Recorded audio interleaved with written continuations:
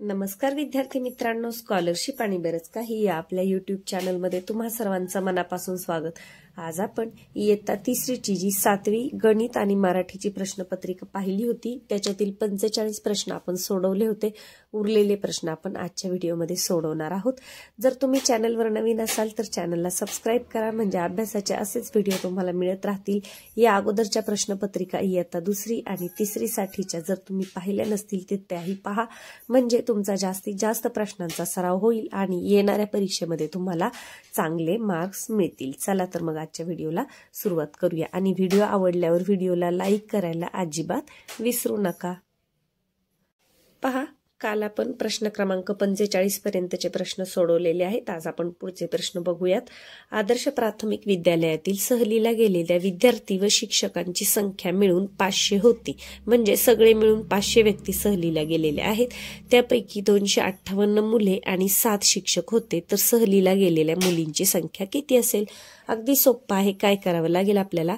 500 मधून 258 आणि 7 हे वजा करावे लागतील, म्हणजे आपल्याला मुलींची संख्या मिळेल, कारण 258 मुलं आहेत आणि 7 शिक्षक आहेत। मग आपण 258 अधिक 7 सुरुवातीला करून घ्यायचं आहे।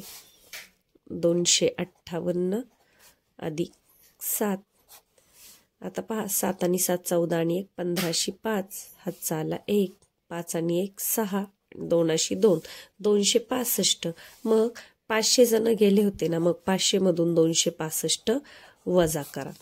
शून्यामधून 5 जात नाही, इकडून घ्या, इथे 4 उरले, इथे येतील, इकडे 9 उरले, मग इकडे घ्यायचा आहे, हातचा असा घ्यायचा आहे।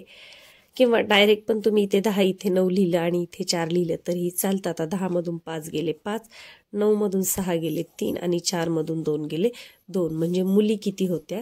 235। पर्याय क्रमांक 3 हे आहे आपलं उत्तर। काय केलं आपण? एकूण 500 व्यक्ती सहलीला गेल्या होत्या, 258 मुले आणि 7 शिक्षक होते, मग 258 अधिक 7 केलं, मग ते आलं 265। मग 500 मधून आपण 265 वजा केले, म्हणजे आपल्याला मुलींची संख्या मिळाली 235। पुढचा प्रश्न पहा, 235 या संख्येनंतर क्रमाने येणाऱ्या 5व्या समसंख्येत किती मिळवले असता उत्तर 250 येईल। आता 235 ही विषम संख्या आहे, कारण एकक स्थानी 5 आहे आणि आपल्याला काय सांगितले? 235 नंतर क्रमाने येणारी समसंख्या सांगितली। समसंख्येमध्ये किती मिळवावे म्हणजे उत्तर 250 येईल। आता 235 नंतर पहिली समसंख्या कोणती येईल? 236 लगेचच येईल। मग त्याच्यानंतर 238, त्याच्यानंतर 240, त्याच्यानंतर 242 आणि त्याच्यानंतर 244। पहा 1 2 3 4 आणि 5, पाचवी समसंख्या कोणती आली? 244। मग त्यांनी काय विचारले? 244 मध्ये किती मिळवल्यावर 250 येईल? तर 244 मध्ये 6 मिळवले तर 250 होतात, किंवा 244च्या पुढे मोजा, 244 45 46 47 48 49 50, म्हणजे 6 मिळवावे लागतील आपल्याला। कुठे आहे पहा? पर्याय क्रमांक 4। पुढचा प्रश्न पहा, 800 वजा 188 किती? आता आपल्याला सरळ सरळ वजाबाकी करायची आहे हातच्याची।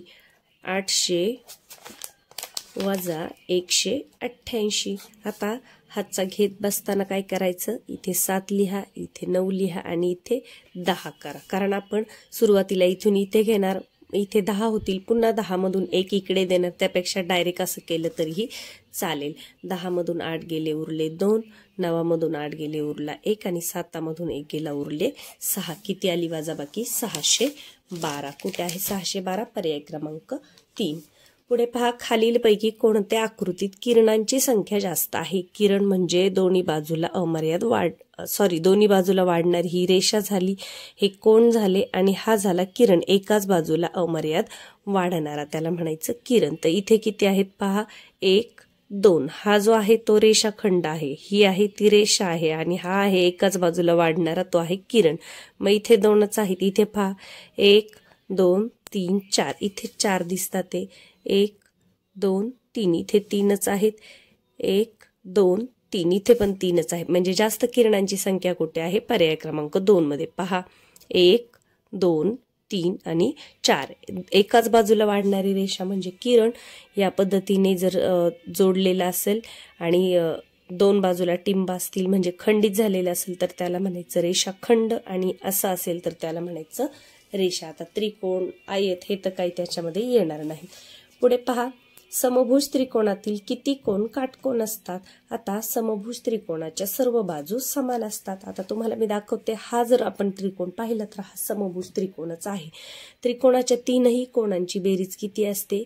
180 असते. मग समभुज त्रिकोणाचे तीनही कोण आणि तीनही बाजू समान असतात म्हणून त्याचे सर्व कोण हे 60 अंशाचे असतात. 60 60 60. पहा, आपण जर असं केलं 60 60 60 तर त्याची बेरीज बरोबर 6 त्रिक 18 180 येते. म्हणजे समभुज त्रिकोणाचा प्रत्येक कोण हा 60 अंशाचा असतो. म्हणजे किती कोण काटकोन असतात तर कोणताच नसतो. म्हणजे उत्तर काय येईल? 0. पर्याय क्रमांक 4. पुढे पहा, अरुण दररोज पाऊण लिटर दूध विकत घेतो तर अरुण नोव्हेंबर महिन्यातील पहिल्या आठवड्यात किती लिटर दूध विकत घेईल. आता पाऊण लिटर म्हणजे किती? 1 लिटर म्हणजे 1000 मिलीलिटर. मग पाऊण लिटर म्हणजे 750 मिलीलिटर.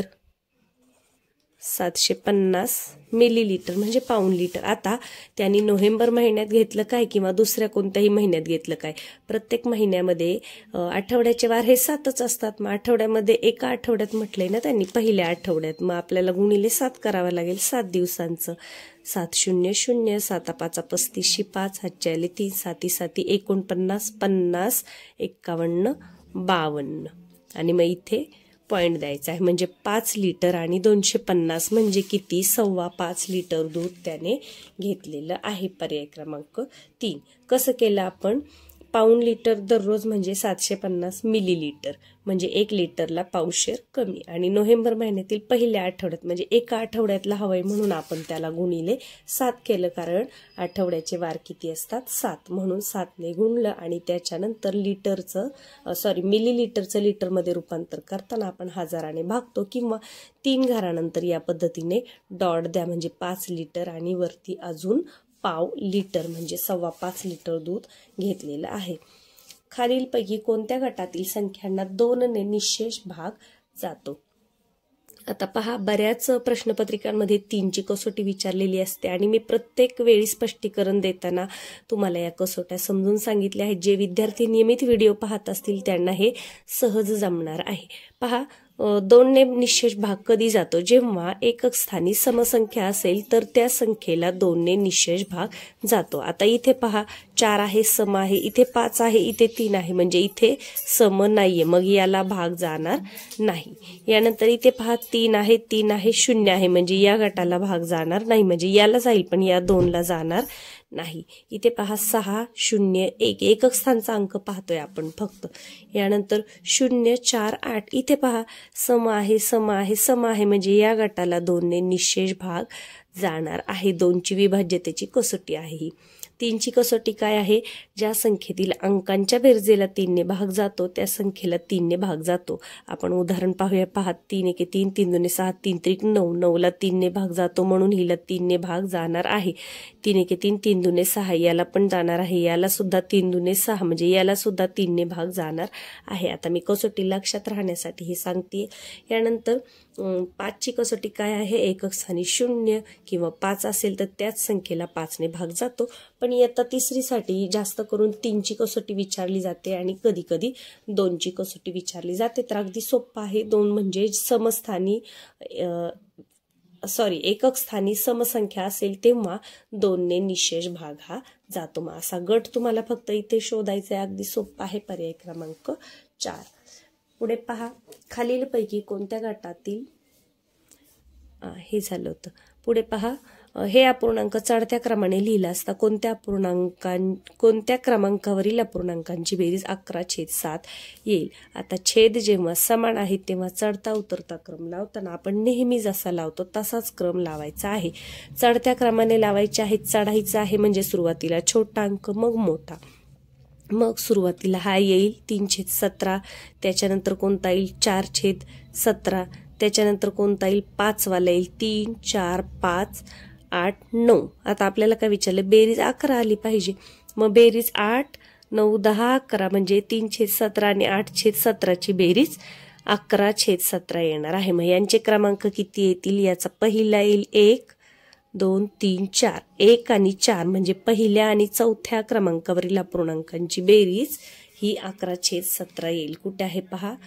पहिल्या व चौथ्या. इथे पहा पर्याय क्रमांक 3 पहिल्या व चौथ्या. पहिल्या व चौथ्या 8 आणि 3 11. तोंडी सुद्धा सोपा आहे. क्रम लावायला पहा 1, 2, 3, 4. मग पहिल्या आणि चौथ्याची बेरीज 8 आणि 3 11. किती येईल? 11/17. हे तोंडी सुद्धा करू शकता किंवा ज्याला तोंडी अगदीच नाही जमणार त्याने कच्चं काम करून हे सोडवायचं आहे. पुढे पहा 2008 या वर्षामध्ये 3 फेब्रुवारीला रविवार होता, तर त्याच वर्षी 4 मार्चला कोणता वार होता? 2008 हे आहे लीप वर्ष. कसं ओळखलं? कोणत्याही वर्षाला जेव्हा 4ने भाग जातो तेव्हा ते लीप वर्ष असतं. 2008ला 4ने निशेष भाग जातो आणि भाग हलवत बसायचं नाही. मी सांगितलेलं आहे तुम्हाला, आपल्याला जर पटापट गणित सोडवायचे असतील तर तुम्हाला लीप वर्ष माहीत असली पाहिजे. तर 2000 हे लीप वर्ष आहे. त्यानंतर 4 वर्षांनी म्हणजे लीप वर्ष दर 4 वर्षांनी येतं ना. मग 2000 लीप वर्ष आहे. 2004 हे पण लीप वर्ष आहे. 4 नंतर 2008 हे पण लीप वर्ष आहे. 2008 नंतर 9, 10, 11, 12 म्हणजे 12 लीप वर्ष आहे. 16 हे पण लीप वर्ष आहे. 2016 नंतर 2020 हे लीप वर्ष आहे आणि आत्ताचं जे चालू झाले 2024 हे देखील लीप वर्षच आहे. तर पहा 2008ला 3 फेब्रुवारीला जर कोणता वार होता? रविवार. 3 फेब्रुवारीला रविवार होता. आता लीप वर्ष आहे म्हणजे फेब्रुवारीमध्ये 29 तारीख असणार आहे. मग पुढचा वार काढायचा आहे आपल्याला. 4 मार्चचा वार काढायचा आहे ना. मग अधिक 7 करा. 7 आणि 3 10 म्हणजे 10 फेब्रुवारीला पण कोणता वार आला? रविवार. अधिक 7 करा. 10 अधिक 7 17. 17ला सुद्धा कोणता वार आला? रविवार. पुन्हा अधिक 7 करा. 7 आणि 7 14शी 4 हातचा आला 1. 24 तारखेला पण कोणता आला? रविवार. आता पुन्हा 7 करत बसू नका, नाही तर मग ते 29च्या पुढे जाईल. मग 24 नंतर 25, 26, 27, 28, 29 पर्यंत मांडून घ्या. हे झाले फेब्रुवारीचे दिवस. त्याच्यानंतर मग 1, 2, 3 आणि 4. आता हे आपण मार्चचे दिवस मांडले. आता इथे रविवार आलाय ना. मग इथे कोणता येईल? सोमवार, मंगळवार, बुधवार, गुरुवार, शुक्रवार, शनिवार, रविवार, सोमवार आणि कोणता वार येईल? 4 मार्चला मंगळवार येणार आहे. आपण कसं केलं? 7-7 मिळवत गेलो पुढे आणि फेब्रुवारी लीप वर्ष आहे म्हणून फेब्रुवारीत आपण 29वी तारीख पकडलेली आहे. जर 2008 ऐवजी 2006 दिलं असतं तर मग आपण हे 29 मांडलं नसतं. मग आपण 28 पर्यंत चालू असतो. रविवार नंतर सोमवार, मंगळवार, बुधवार, गुरुवार, शुक्रवार, शनिवार, रविवार आणि सोमवार आलं असतं. परंतु लीप वर्ष आहे, 29 दिवस आहेत, त्याच्यामुळे रविवार, मग सोमवार, मंगळवार, बुधवार, गुरुवार, शुक्रवार, शनिवार, रविवार, सोमवार, मंगळवार. 4 मार्चला कोणता वार आलेला आहे? मंगळवार आलेला आहे. कुठे आहे मंगळवार? पहा पर्याय क्रमांक 2. पुढे पहा 469 ही संख्या अक्षरात कशी लिहाल? अगदी सोपं आहे. 469 पर्याय क्रमांक 3. चित्ररूप माहितीवरून उत्तरं द्यायची आहेत. पाहूया प्रश्न. गुलाबाच्या फुलझाडांच्या संख्येत 2ने भागले असता येणाऱ्या फुलझाडांच्या संख्येत जास्वंदीच्या फुलझाडांची संख्या मिळवली तर उत्तर किती येईल? पहा प्रश्न अगदी सोपा आहे पण थोडासा मोठा करून विचारलेला आहे. आता गुलाबाच्या फुलझाडांच्या संख्येला 2ने भागायचे. 1, 2, 3, 4, 5, 6, 7, 8, 9, 10 किंवा 3 आणि 3 6 आणि 3 9 1 10. आता 10ला 2ने भागलं तर उत्तर काय येणार आहे? 2×5 10 5. मग या संख्येला काय म्हटले? जास्वंदीच्या फुलझाडांची संख्या मिळवली म्हणजे 5 आणि अधिक जास्वंद करायचे. आता ही सदाफुली आहे, ही जास्वंदी आहे, तर इथं आपलं उत्तर 5 आले. लक्षात ठेवा. 3 आणि 3 6 7 8. 8 आणि 5 किती? 9 10 11 12 13. किती येईल उत्तर? 13 येईल. पर्याय क्रमांक 4. इथे अजिबात गोंधळून जायचं नाहीये. तुमच्या लक्षात राहत नसेल तर इथं कच्च्या कामाच्या जागी इथे तुम्ही 10 करायचे. 10/2 मग 5 येईल. मग जास्वंदीचे किती आहेत? 8. मग 8 अधिक 5 करायचे. 8 आणि 5 13. पर्याय क्रमांक 4. पुढे पहा 777 भागिले क्ष बरोबर 111 तर क्षची किंमत किती. बऱ्याच विद्यार्थ्यांना हा क्ष किंवा म जे दिलेलं असतं ते काय आहे हे कळत नाही, तर हे फक्त इथल्या संख्येच्या ऐवजी दिलेलं अक्षर आहे आणि हीच संख्या तुम्हाला ओळखायची आहे. आता कितीने 777ला भागल्यावर 1 येईल. पहा इथे जर 11 ठेवलं तर येईल का, 11 7 77 येईल, हे नाही येणार. इथे जर 7 ठेवलं तर मग 7 1 7 7 1 7 7 1 7 म्हणजे इथं कोणती अंक असणार आहे, 7 हा अंक असणार आहे. अगदी सोपं आहे हे. पहा आता 804 हे अंक एकदाच वापरून 3 अंकी जास्तीत जास्त संख्या किती तयार होतील. आता जेव्हा संख्या तयार करायच्या असतात तर याची एक अगदी छोटीशी युक्ती आहे, मी तुम्हाला सांगते. पहा आता समजा 80 ऐवजी मी दुसरा एक अंक घेऊन तुम्हाला सुरुवातीला दाखवते. आता 3 अंक दिले असेल आणि याच्यापासून किती संख्या तयार होतील असं जर आपल्याला विचारलं तर आपण काय करायचे, उतरत्या क्रमाने नंबर लिहायचे. म्हणजे 3 2 1 संख्या किती आहेत, 1 2 3 म्हणून आपण उतरता क्रम लिहिला. 3 2 1 आणि गुणिले करायचे. 3 दुने 6 6 1 6 याच्या किती संख्या तयार होतील, 6 संख्या तयार होतील. तर ही संख्या किती तयार होईल याच्यासाठीची ही ट्रिक आहे, लक्षात ठेवा. 1 2 3 3 अंक आहेत म्हणून 3 गुणिले 2 गुणिले 1 असं केले आपण. जर 4 अंक असते तर 4 गुणिले 3 गुणिले 2 गुणिले 1 असं केलं असतं आणि तेवढ्या संख्या तयार झाल्या असत्या. पण जेव्हा इथे 0 येतो ना, म्हणजे 8 0 आणि 4, तेव्हा काय करायचे, 3 गुणिले 2 गुणिले 1, परंतु इथे एक 0 आलेला आहे तेव्हा या 3 मधला एक अंक आपण कमी करायचा, म्हणजे 2 गुणिले 2 गुणिले 1 असं करायचं. मग 2 दुने 4 4 1 4 यांच्या किती संख्या तयार होतील, 4 संख्या तयार होतील. हे सोपी ट्रिक आहे. तुम्हाला संख्या बनवायला मग थोडासा वेळ लागेल. पहा किती संख्या तयार होतील, 804, त्यानंतर 408 ही होईल, 480 एक होईल आणि 840 ही एक संख्या तयार होईल. अशा किती संख्या तयार होतील, 3 अंकी विचारले ना, म्हणून 3 अंकी फक्त 4च संख्या तयार होतील. आणि जर याच्यामध्ये 0 नसतात तर मग किती संख्या झाल्या असत्या, 6 संख्या तयार झाल्या असत्या. तर संख्या अशा मांडत बसण्यापेक्षा ही ट्रिक मला जास्त सोपी वाटते, की 3 अंक आहेत ना, 3 गुणिले 2 गुणिले 1, आणि जर 0 असेल तर वरच्या पायरीतून 1 कमी करायचा, 3तून 1 कमी केला, 2 गुणिले 2 गुणिले 1, 2 दुने 4 4 1 4, 4 संख्या तयार होतील. कुठे आहे पहा, पर्याय क्रमांक 4. कारण हा प्रश्न, अशा प्रकारचे प्रश्न इयत्ता 3रीला क्वचितच विचारले जातात. जेव्हा तुम्ही अजून वरच्या वर्गांमध्ये जाल तेव्हा तुम्हाला हे किती अंक दिल्यावर कोणकोणत्या आणि किती संख्या तयार होतील याच्यावर हे प्रश्न असतात आणि ते सोडवण्याची ही एकदम सोपी युक्ती आहे.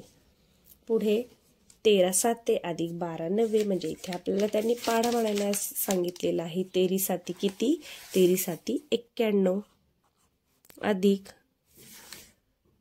12 9 किती, अष्टोदर्शे म्हणजे 108, 8 आणि 1 9, 9 आणि 1 199. कुठे आहे 199, पर्याय क्रमांक 1. 13 7 91, 12 9 अष्टोदर्शे म्हणजे 108.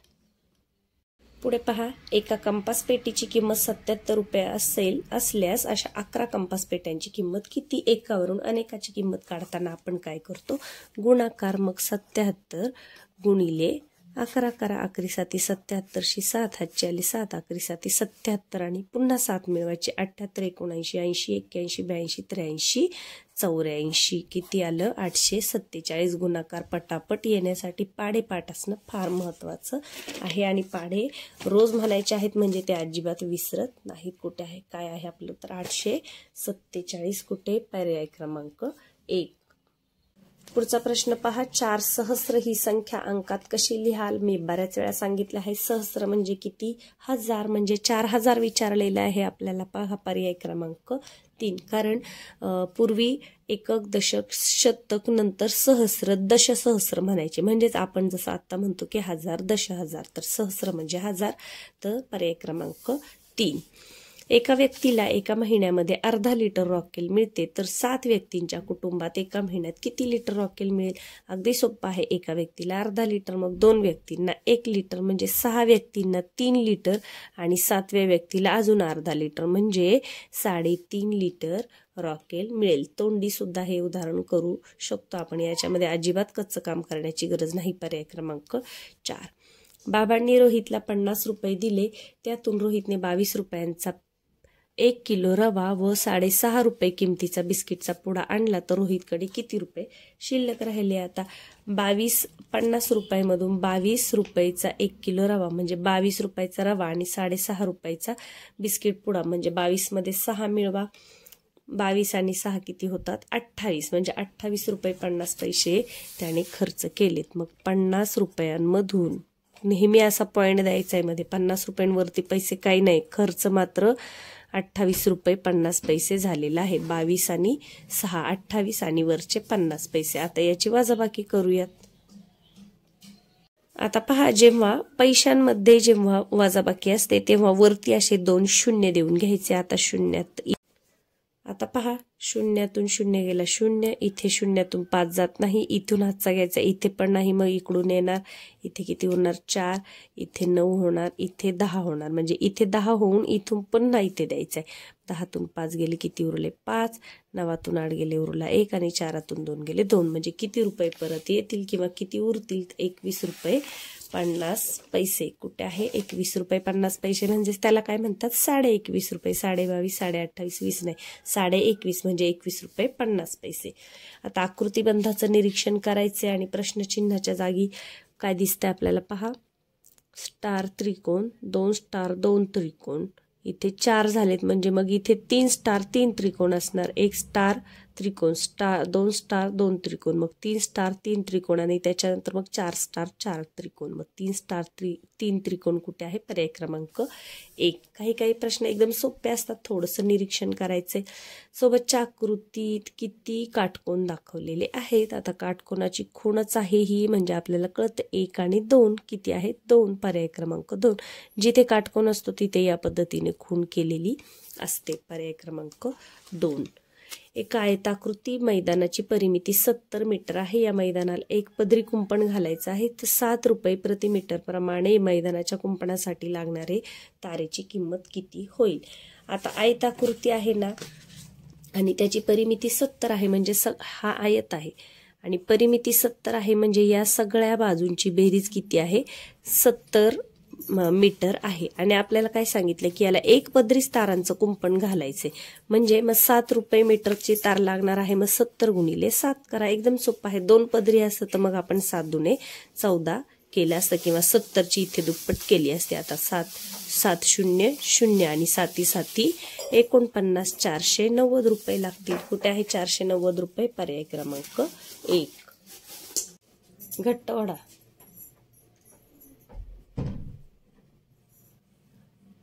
पुढे पहा, खालीलपैकी चुकीचे विधान ओळखा. त्रिकोणाला 3 शिरोबिंदू असतात, बरोबर आहे. त्रिकोणाला 3 बाजू असतात, बरोबर आहे. त्रिकोणाला 6 कोण असतात, हे चुकीचं आहे. त्रिकोणाला 3च कोण असतात. त्रिकोणाच्या 3ही बाजूंची बेरीज म्हणजे त्रिकोणाची परिमिती, बरोबर आहे. पण इथेच उत्तर सापडले, पुढचं वाचायची गरज नाही. त्रिकोणाला 6 कोण नसतात म्हणजे चुकीचं विधान कोणतं आहे? पर्याय क्रमांक 3. खालीलपैकी कोणते मुळाक्षर सममित आहे? सममित म्हणजे मध्ये उभी रेष मारल्यावर दोन्ही बाजूला समान भाग होतात असे. तर पी चे होतील का? नाही होणार. ए चे होतील, आर चे नाही, डी चे नाही, तर ए चे 2 समान भाग होतील. सममित अक्षर करण्यासाठी मध्ये रेष मारावी लागते आणि दोन्ही बाजूला समान आकार असेल तर त्याला म्हणायचं सममित. म्हणजे फक्त ब कुठे? फक्त ब योग्य. पर्याय क्रमांक 1. आता अ ब असं असलं की खाली नीट पाहायचं आहे, नाहीतर लगेच इथे ए म्हणून 2 नंबरचा गोल तुम्ही रंगवाल तर ते तुमचं उत्तर चुकेल. मग ब योग्य. पर्याय क्रमांक 1चं गोल तुम्ही तिथे रंगवायचं आहे. पुढे पहा, फरशीचा पृष्ठभाग कसा असतो? वक्र, सपाट, तिरपा, वर्तुळाकृती. फरशीचा पृष्ठभाग सपाट असतो. खालीलपैकी कोणती आकृती बंदिस्त नाही? पहा, ही बंदिस्त आहे, ही पण आहे. ही बंदिस्त नाही, या बाजूने ओपन आहे म्हणजे ही. पर्याय क्रमांक 3.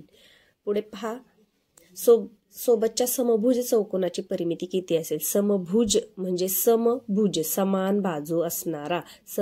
समभुज त्रिकोण म्हणजे 3ही बाजू समान. समभुज चौकोन म्हणजे 4ही बाजू समान. मग परिमिती विचारली आहे ना, मग याची जर 4 असेल सेमी लांबी तर याची सुद्धा 4, याची सुद्धा 4, याची सुद्धा 4 म्हणजे 1 2 3 4, 4 चौक 16 सेंटीमीटर. तोंडीच याचं उत्तर निघत आहे. पुढे पहा, इष्टिका चितीच्या शिरोबिंदूंची संख्या त्याच्या पृष्ठांच्या संख्येपेक्षा टिंबटिंबने जास्त असते. आता आता इष्टिका चिती म्हणजे हा आकार कसा असतो पहा. आता माझ्याजवळ इथे एक बॉक्स आहे, जवळच ड्रॉपचा बॉक्स आहे, म्हणून मी तुम्हाला हा दाखवते की ही आहे इष्टिका चिती म्हणजे आयताकृती विटेसारखी थोडक्यामध्ये. तर आता याचे शिरोबिंदू म्हणजे कोणते, हे जे कोपरे आहेत हे आहेत शिरोबिंदू. मग ते किती आहेत मोजूया. 1 2 3 4 5 6 7 8 शिरोबिंदू किती आहेत 8. आणि पृष्ठ किती आहेत पहा. पृष्ठ म्हणजे सपाट. मग 1 खालची 2 इकडची 3 इकडची मागची 4 5 आणि 6 म्हणजे पृष्ठे 6 आहेत. 1 2 3 4 5 6 आणि शिरोबिंदू म्हणजे कोपरे किती आहेत 8 आहेत. 1 2 3 4 5 6 7 8 म्हणजे शिरोबिंदूंची संख्या कितीने जास्त आहे 2 ने. 6 आणि 8 म्हणजे 2चा फरक आहे, तर कितीने जास्त आहे 2 ने जास्त आहे. पर्याय क्रमांक 4. पुढे पहा. खाली दिलेल्या संख्या उतरत्या क्रमाने लिहिल्यास पहिल्या व शेवटच्या क्रमांकावर येणाऱ्या संख्यांची बेरीज किती येईल. आता उतरत्या क्रमाने लिहिल्या आणि चढत्या क्रमाने लिहिल्या तरी आपल्याला पहिल्या आणि शेवटच्या म्हणजे सर्वात मोठ्या आणि सर्वात छोट्या संख्येची बेरीज करायची आहे. तर आपण सर्वात मोठी आणि छोटी संख्या शोधू. पहा सर्वात मोठी कोणती दिसते शतक स्थानावरून पहा. 2 6 2 5 4 म्हणजे सर्वात मोठी 640. सर्वात छोटी पहा 2 2 चे 2 अंक आहेत, मग 270 आहे. 73 म्हणजे सर्वात छोटी 270. मग यांचीच बेरीज करायची. 0 आणि 0 0 म्हणजे एकक स्थानी 0 असणारा एकच पर्याय आहे.